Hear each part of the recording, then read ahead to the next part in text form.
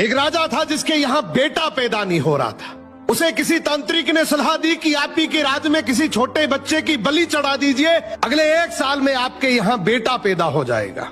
राजा ने ऐसा ही किया।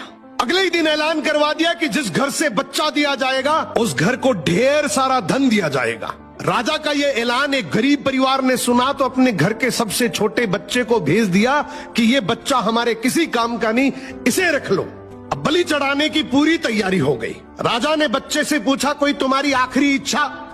तो बच्चा बोला, मुझे बस थोड़ी सी गिल्ली मिट्टी ला कर दे दो। मिट्टी लाई गई तो उस बच्चे ने उस मिट्टी से छोटे छोटे 4 मकान बनाए और उसके बाद एक एक करके 3 मकानों को लात मारकर गिरा दिया।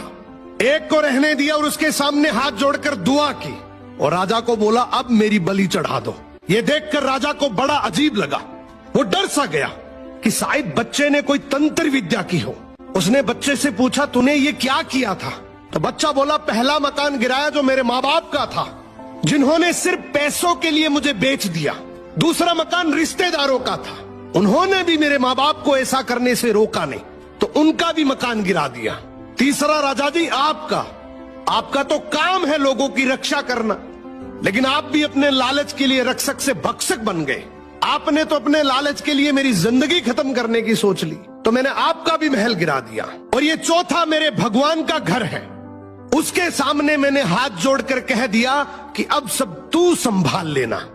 राजा ने बच्चे की बात सुनी तो आंखों में आंसू आ गए और गहराई से सोचा कि किसी हंसती खेलती जिंदगी को खत्म करके मुझे बेटा मिल भी गया तो मेरे किस काम का, क्योंकि मेरे राज में न्याय की भूल हो सकती है लेकिन उस ऊपर वाले की डायरी में गलती की कोई गुंजाइश नहीं। राजा ने रोते हुए बच्चे को गले लगा लिया और बोला, आज से तू ही मेरा बेटा है। इस कहानी का मतलब है कि दुनिया के सामने झुकने से कुछ नहीं होगा, क्योंकि दुनिया अपने मतलब के लिए कुछ भी कर सकती है। झुकना है तो उस भगवान के सामने, जिसके सामने झुकने से तुम्हारा कोई कुछ नहीं बिगाड़ सकता। समर्पण करना है तो उस परमपिता परमेश्वर को करो।